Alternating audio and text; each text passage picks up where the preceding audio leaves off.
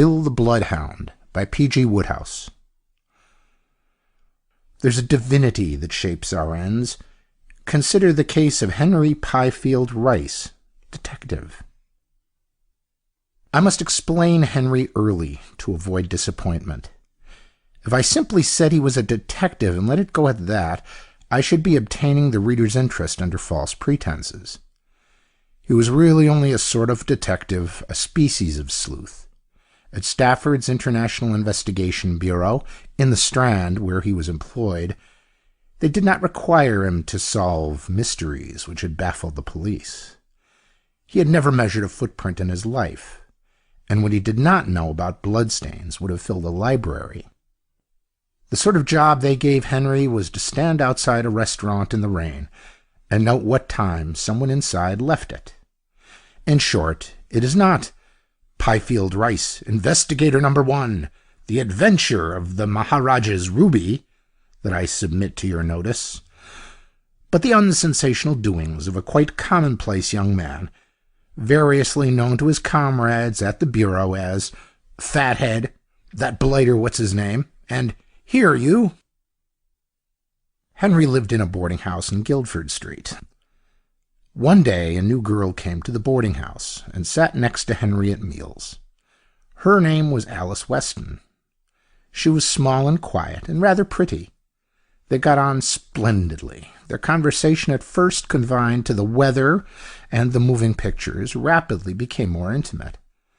Henry was surprised to find that she was on the stage in the chorus. Previous chorus girls at the boarding house had been of a more pronounced type. Good girls, but noisy and apt to wear beauty spots. Alice Weston was different. "I'm rehearsing at present," she said. "I'm going out on tour next month in The Girl from Brighton. What do you do, Mr. Rice?" Henry paused for a moment before replying. He knew how sensational he was going to be. "I'm a detective." Usually, when he told girls his profession, squeaks of amazed admiration greeted him. Now he was chagrined to perceive in the brown eyes that met his distinct disapproval. "What's the matter?" he said, a little anxiously, for even at this early stage of their acquaintance he was conscious of a strong desire to win her approval. "Don't you like detectives?" "I don't know. Somehow, I shouldn't have thought you were one." This restored Henry's equanimity somewhat. Naturally, a detective does not want to look like a detective and give the whole thing away right at the start. "I think you won't be offended." "Go on." "I've always looked on it as a sneaky job." "Sneaky?" moaned Henry. "Well, creeping about, spying on people." Henry was appalled. She had defined his own trade to a nicety. There might be detectives whose work was above this reproach, but he was a confirmed creeper and he knew it. It wasn't his fault. The boss told him to creep, and he crept. If he declined to creep, he would be sacked instanter. It was hard, and yet he felt the sting of her words, and in his bosom the first seeds of dissatisfaction with his occupation took root. You might have thought that this frankness on the girl's part would have kept Henry from falling in love with her. Certainly the dignified thing would have been to change his seat at table and take his meals next to someone who appreciated the romance of detective work a little more. But no, he remained where he was, and presently Cupid, who never shoots with a surer aim than through the steam of boarding-house hash, sniped him where he sat. He proposed to Alice Weston. She refused him. "It's not because I'm not fond of you. I think you're the nicest man I ever met." A good deal of assiduous attention had enabled Henry to win this place in her affections. He had worked patiently and well before actually putting his fortune to the test. "I'd marry you tomorrow if things were different. But I'm on the stage, and I mean to stick there. Most of the girls want to get off it, but not me. And one thing I'll never do is marry someone who isn't in the profession. My sister Genevieve did, and look what happened to her. She married a commercial traveler, and take it from me, he traveled. She never saw him for more than 5 minutes in the year, except when he was selling gents' hosiery in the same town where she was doing her refined specialty. And then he'd just wave his hand and whiz by and start traveling again. My husband has got to be close by, where I can see him. I'm sorry, Henry, but I know I'm right." It seemed final, but Henry did not wholly despair. He was a resolute young man. You have to be to wait outside restaurants in the rain for any length of time. He had an inspiration. He sought out a dramatic agent. "I want to go on the stage in musical comedy. Let's see you dance." "I can't dance." "Sing?" said the agent. "Stop singing," added the agent hastily. "You go away and have a nice cup of hot tea," said the agent soothingly, "and you'll be as right as anything in the morning." Henry went away. A few days later, at the bureau, his fellow detective Simmons hailed him. "Here, you! The boss wants you. Buck up." Mr. Stafford was talking into the telephone. He replaced the receiver as Henry entered. "Oh, Rice, here's a woman wants her husband shadowed while he's on the road. He's an actor. I'm sending you. Go to this address and get photographs and all particulars. You'll have to catch the 11 o'clock train on Friday." "Yes, sir." "He's in The Girl from Brighton Company. They open at Bristol." It sometimes seemed to Henry as if fate did it on purpose. If the commission had had to do with any other company, it would have been well enough, for, professionally speaking, it was the most important with which he had ever been entrusted. If he had never met Alice Weston and heard her views upon detective work, he would have been pleased and flattered. Things being as they were, it was Henry's considered opinion that fate had slipped one over on him. In the first place, what torture to be always near her, unable to reveal himself, to watch her while she disported herself in the company of other men. He would be disguised, and she would not recognize him, but he would recognize her, and his sufferings would be dreadful. In the second place, to have to do his creeping around and spying, practically in her presence. Still, business was business. At 5 minutes to 11, on the morning named, he was at the station, a false beard and spectacles shielding his identity from this public eye. If you had asked him, he would have said he was a Scots businessman. As a matter of fact, he looked far more like a motor car coming through a haystack. The platform was crowded. Friends of the company had come to see the company off. Henry looked on discreetly from behind a stout porter, whose bulk formed a capital screen. In spite of himself, he was impressed. The stage at close quarters always thrilled him. He recognized celebrities. The fat man in the brown suit was Walter Jelliffe, the comedian and star of the company. He stared keenly at him through the spectacles. Others of the famous were scattered about. He saw Alice. She was talking to a man with a face like a hatchet, and smiling, too, as if she enjoyed it. Behind the matted foliage which he had inflicted on his face, Henry's teeth came together with a snap. In the weeks that followed, as he dogged The Girl from Brighton Company from town to town, it would be difficult to say whether Henry was happy or unhappy. On the one hand, to realize that Alice was so near and yet so inaccessible was a constant source of misery. Yet, on the other, he could not but admit that he was having the very dickens of a time loafing around the country like this. He was made for this sort of life, he considered. Fate had placed him in a London office, but what he really enjoyed was this unfettered travel. Some gypsy strain in him rendered even the obvious discomforts of theatrical touring agreeable. He liked catching trains. He liked invading strange hotels. Above all, he reveled in the artistic pleasure of watching unsuspecting fellow-men as if they were so many ants. That was really the best part of the whole thing. It was all very well for Alice to talk about creeping and spying, but if he considered it without bias, there was nothing degrading about it at all. It was an art. It took brains and a genius for disguise to make a man a successful creeper and spyer. You couldn't simply say to yourself, I will creep. If you attempted to do it in your own person, you would be detected instantly. You had to be an adept at masking your personality.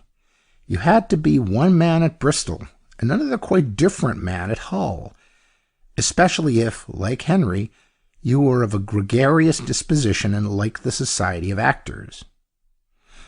The stage had always fascinated Henry. To meet even minor members of the profession off the boards gave him a thrill. There was a resting juvenile of fit-up caliber at his boarding house who could always get a shilling out of him simply by talking about how he had jumped in and saved the show at the hamlets which he had visited in the course of his wanderings. And on this Girl from Brighton tour, he was in constant touch with men who really amounted to something. Walter Jelliffe had been a celebrity when Henry was going to school, and Sidney Crane, the baritone, and others of the lengthy cast were all players not unknown in London. Henry courted them assiduously. It had not been hard to scrape acquaintance with them. The principals of the company always put up at the best hotel, and, his expenses being paid by his employer, so did Henry. It was the easiest thing possible to bridge with a well-timed whiskey and soda the gulf between non-acquaintance and warm friendship. Walter Jelliffe, in particular, was peculiarly accessible. Every time Henry accosted him, as a different individual, of course, and renewed in a fresh disguise the friendship which he had enjoyed at the last town, Walter Jelliffe met him more than halfway. It was in the 6th week of the tour that the comedian, promoting him from a mere casual acquaintanceship, invited him to come up to his room and smoke a cigar. Henry was pleased and flattered. Jelliffe was a personage, always surrounded by admirers, and the compliment was consequently of a high order. He lit his cigar among his friends at the Green Room Club. It was unanimously held that Walter Jelliffe's cigars brought him within the scope of the law forbidding the carrying of concealed weapons. But Henry would have smoked the gift of such a man if it had been a cabbage leaf. He puffed away contentedly. He was made up as an old Indian colonel that week, and he complimented his host on the aroma with a fine old-world courtesy. Walter Jelliffe seemed gratified. "Quite comfortable?" he asked. "Quite, I thank you," said Henry, fondling his silver mustache. "That's right. And now tell me, old man, which of us is it you're trailing?" Henry nearly swallowed his cigar. "What do you mean?" "Oh, come," protested Jelliffe. "There is no need to keep it up with me. I know you're a detective. The question is, who's the man you're after? That's what we've all been wondering all this time." All? They had all been wondering? It was worse than Henry could have imagined. Till now he had pictured his position with regard to the Girl from Brighton company rather as that of some scientist who, seeing but unseen, keeps a watchful eye on the denizens of a drop of water under his microscope. And they had all detected him, every one of them. It was a stunning blow. If there was one thing on which Henry prided himself, it was the impenetrability of his disguises. He might be slow, he might be on the stupid side, but he could disguise himself. He had a variety of disguises, each designed to befog the public more hopelessly than the last. Going down the street, you would meet a typical commercial traveler, dapper and alert. Anon, you encountered a heavily bearded Australian. Later, maybe, it was a courteous old retired colonel who stopped you and inquired the way to Trafalgar Square. Still later, a rather flashy individual of the sporting type asked you for a match for his cigar. Would you have suspected for one instant that each of these widely differing personalities was in reality one man? Certainly you would. Henry did not know it, but he had achieved, in the eyes of the small servant who answered the front doorbell at his boarding house, a well-established reputation as a humorist of the more practical kind. It was his habit to try his disguises on her. He would ring the bell, inquire for the landlady, and when Bella had gone, leap up the stairs to his room. Here he would remove the disguise, resume his normal appearance, and come downstairs again, humming a careless air. Bella, meanwhile, in the kitchen, would be confiding to her ally, the cook, that Mr. Rice had just come in, looking sort of funny again. He sat and gaped at Walter Jelliffe. The comedian regarded him curiously. "You look at least 100 years old," he said. "What are you made up as? A piece of gorgonzola?" Henry glanced at the mirror. Yes, he did look rather old. He must have overdone some of the lines in his forehead. He looked something between a youngish centenarian and a nonagenarian who had seen a good deal of trouble. "If you knew how you were demoralizing the company," Jelliffe went on, "you would drop it. As steady and quiet a lot of boys as ever you met till you come along. Now they do nothing but bet on what disguise you're going to choose for the next town. I don't see why you need to change so often. You were all right as the Scotsman at Bristol. We were all saying how nice you looked. You should have stuck to that. But what do you do at Hull but roll in a scrubby mustache and a tweed suit looking rotten? However, all that is beside the point. It's a free country. If you like to spoil your beauty, I suppose, there's no law against it. What I want to know is who's the man. Whose track are you sniffing on, Bill? You'll pardon my calling you Bill. You're known as Bill the Bloodhound in the company. Who's the man?" "Never mind," said Henry. He was aware, as he had made it, that it was not a very able retort, but he was feeling too limp for satisfactory repartee. Criticisms in the bureau, dealing with his alleged solidity of skull, he did not resent. He attributed them to man's natural desire to chaff his fellow man. But to be unmasked by the general public in this way was another matter. It struck at the root of all things. "But I do mind," objected Jelliffe. "It's most important. A lot of money hangs on it. We've got a sweepstakes on in the company, the holder of the winning name to take the entire receipts. Come on, who is he?" Henry rose and made for the door. His feelings were too deep for words.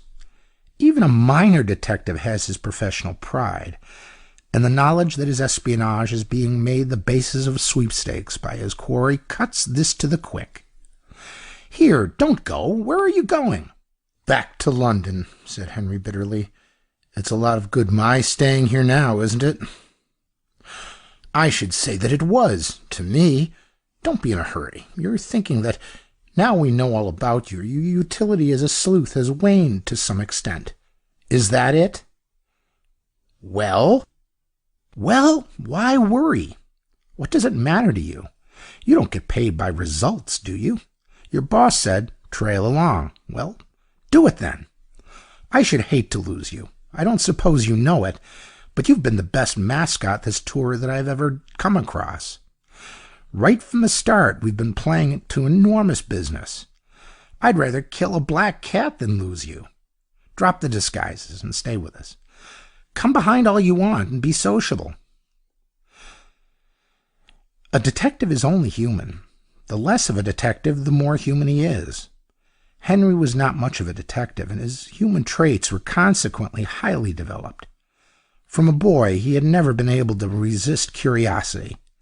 If a crowd collected in the street, he always added himself to it, and he would have stopped to gape at a window with "Watch this window" written on it, if he had been running for his life from wild bulls. He was, and always had been, intensely desirous of someday penetrating behind the scenes of a theater. And there was another thing. At last, if he accepted this invitation, he would be able to see and speak to Alice Weston and interfere with the maneuvers of the hatchet-faced man on whom he had brooded with suspicion and jealousy since that first morning at the station. To see Alice, perhaps with eloquence, to talk her out of that ridiculous resolve of hers. "Why, there's something in that," he said. "Rather.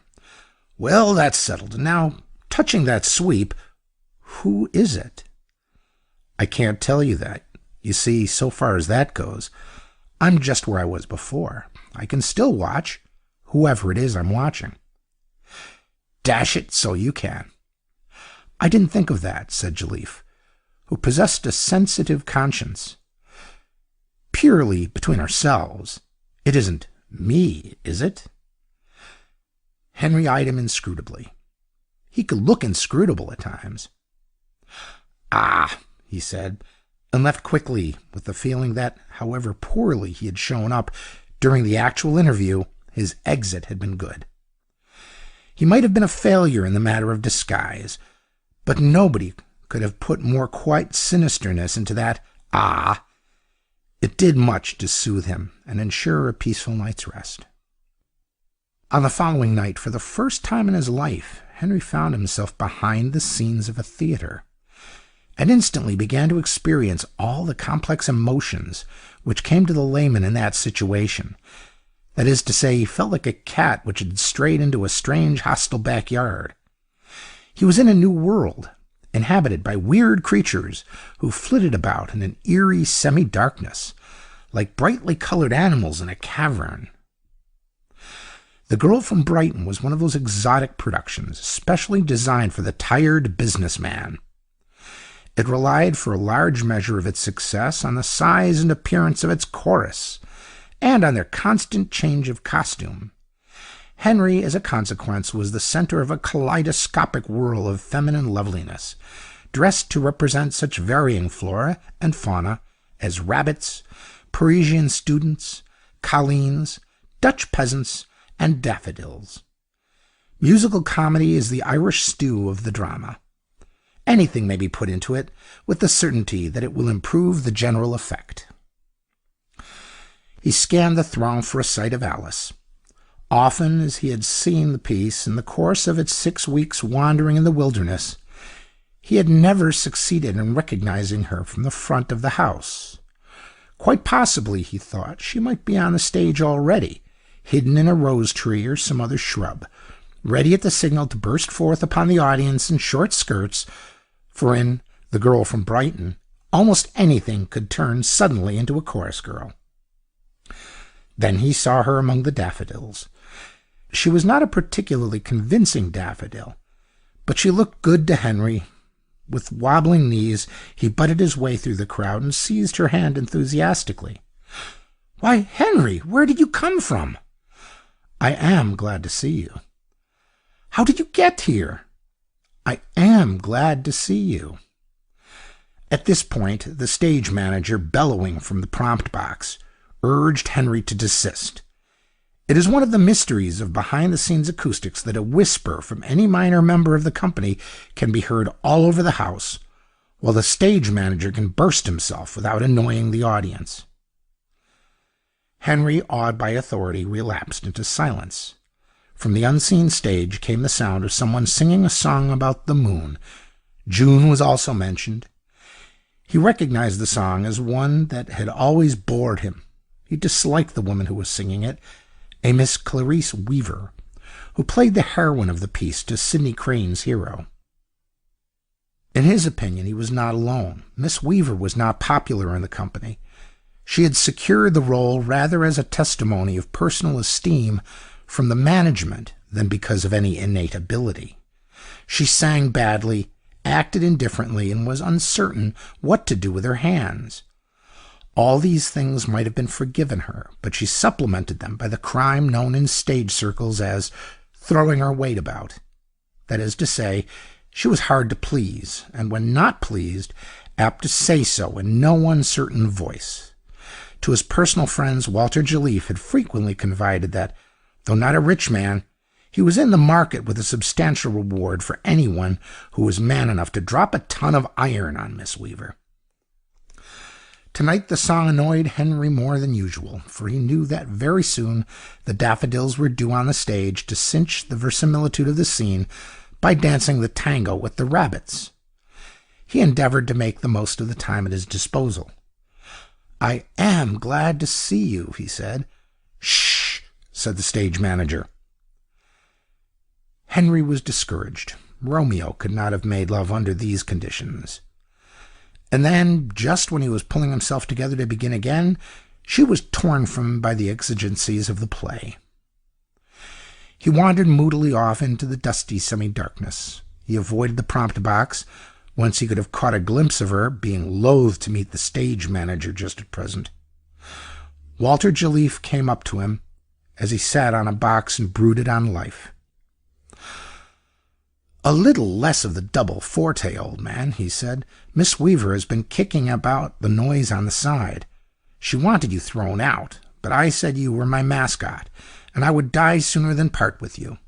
But I should go easy on the chest notes, I think, all the same."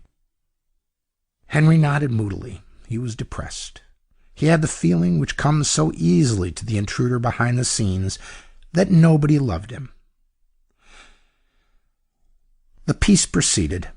From the front of the house, roars of laughter indicated the presence on the stage of Walter Jelliffe, while now and then a lethargic silence suggested that Miss Clarice Weaver was in action. From time to time, the empty space about him filled with girls dressed in accordance with the exuberant fancy of the producer of the piece.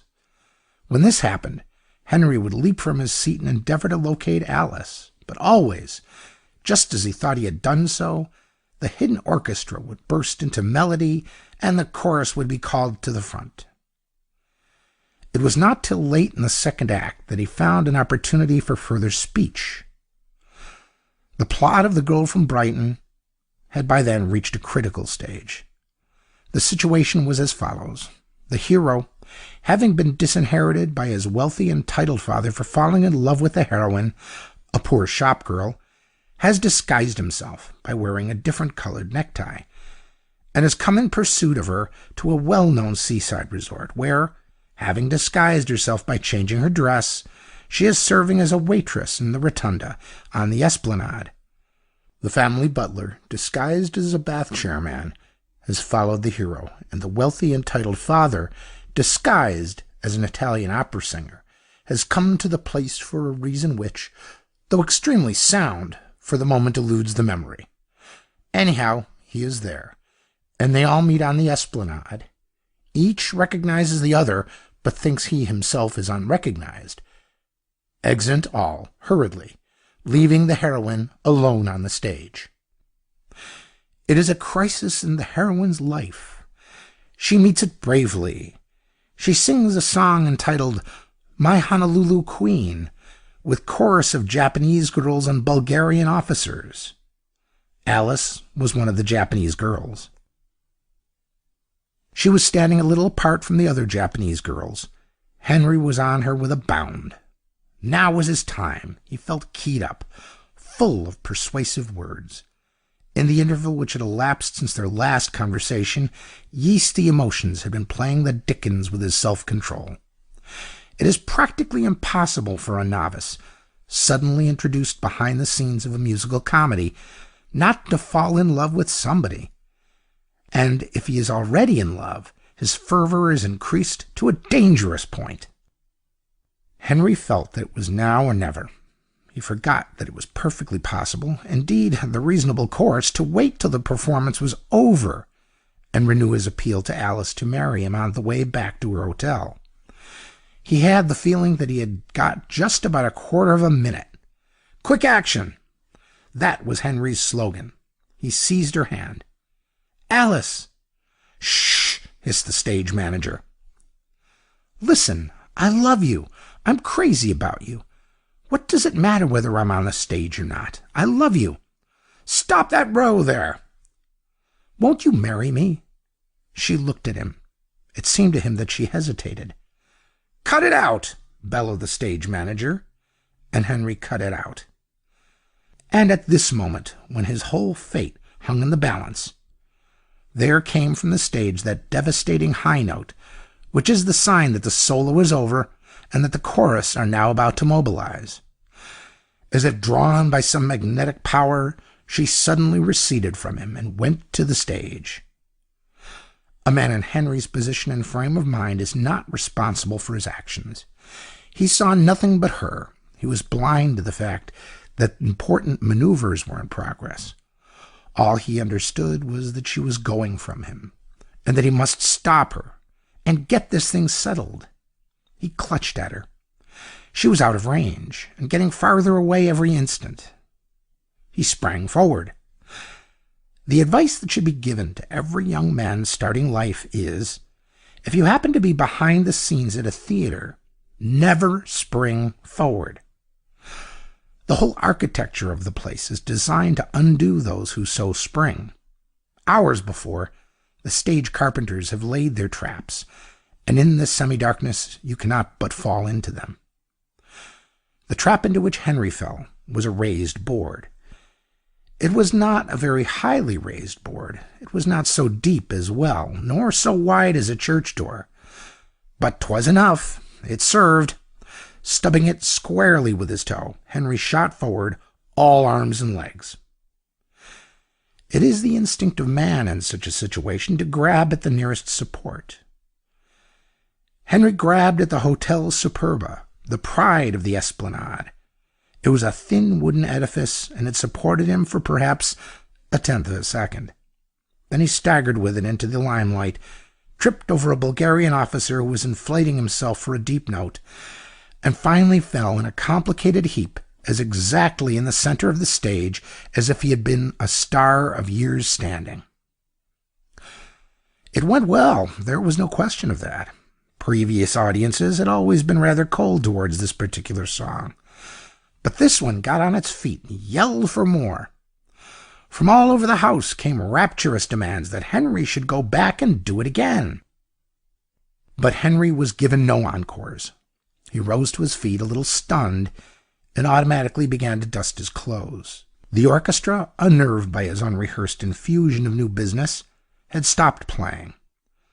Bulgarian officers and Japanese girls alike seemed unequal to the situation. They stood about, waiting for the next thing to break loose.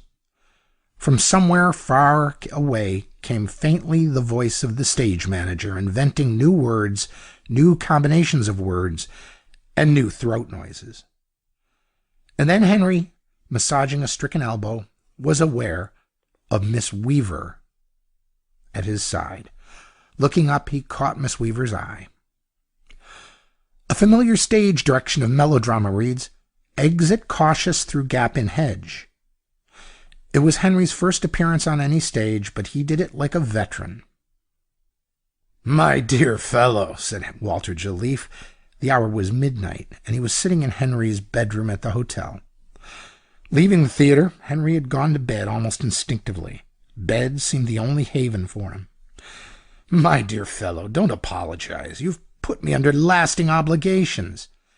In the first place, with your unerring sense of the stage, you saw first the spot where the piece needed livening up, and you livened it up.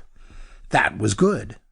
But far better was it that you also sent our Miss Weaver into violent hysterics, from which she emerged to hand in her notice. She leaves us tomorrow." Henry was appalled at the extent of the disaster for which he was responsible. "What will you do?" "Do? Why, it's what we have all been praying for. A miracle which should eject Miss Weaver. It needed a genius like you to come to bring it off. Sidney Crane's wife can play the part without rehearsal. She understudied it all last season in London. Crane has just been speaking to her on the phone, and she is catching the night express." Henry sat up in bed. "What?" "What's the trouble now? Sidney Crane's wife? What about her?" A bleakness fell upon Henry's soul. "She was the woman who was employing me. Now I shall be taken off the job and have to go back to London." "You don't mean that it was really Crane's wife?" Jelliffe was regarding him with a kind of awe. "Laddie," he said in a hushed voice, "you almost scare me. There seems to be no limit to your powers as a mascot. You fill the house every night, you get rid of the Weaver woman, and now you tell me this. I drew Crane in the sweep, and I would have taken twopence for my chance of winning it. I shall get a telegram from my boss tomorrow recalling me. Don't go. Stick with me. Join the troupe." Henry stared. "What do you mean? I can't sing or act." Jelliffe's voice thrilled with earnestness. "My boy, I can go down the Strand and pick up 100 fellows who can sing and act. I don't want them. I turn them away. But a seventh son of a seventh son like you, a human horseshoe like you, a king of mascots like you, they don't make them nowadays. They've lost the pattern. If you like to come with me, I'll give you a contract for any number of years you suggest. I need you in my business." He rose. "Think it over, laddie, and let me know tomorrow. Look here upon this picture and on that. As a sleuth, you are poor. You couldn't detect a bass drum in a telephone booth. You have no future. You are merely among those present. But as a mascot, my boy, you're the only thing in sight. You can't help succeeding on the stage. You don't have to know how to act. Look at the dozens of good actors who are out of jobs. Why? Unlucky. No other reason. With your luck and a little experience, you'll be a star before you know you've begun.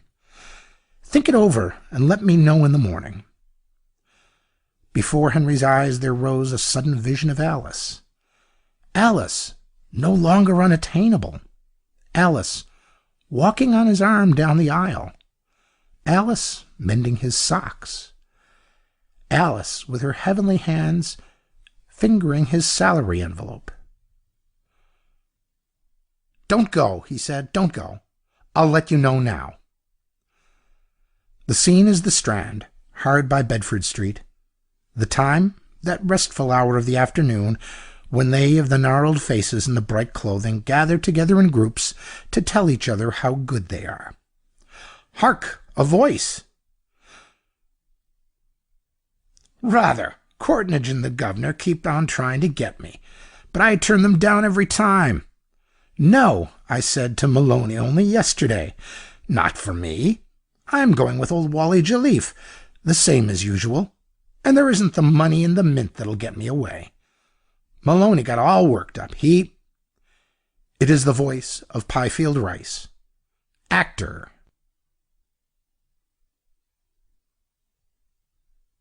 End of Bill the Bloodhound by P.G. Wodehouse.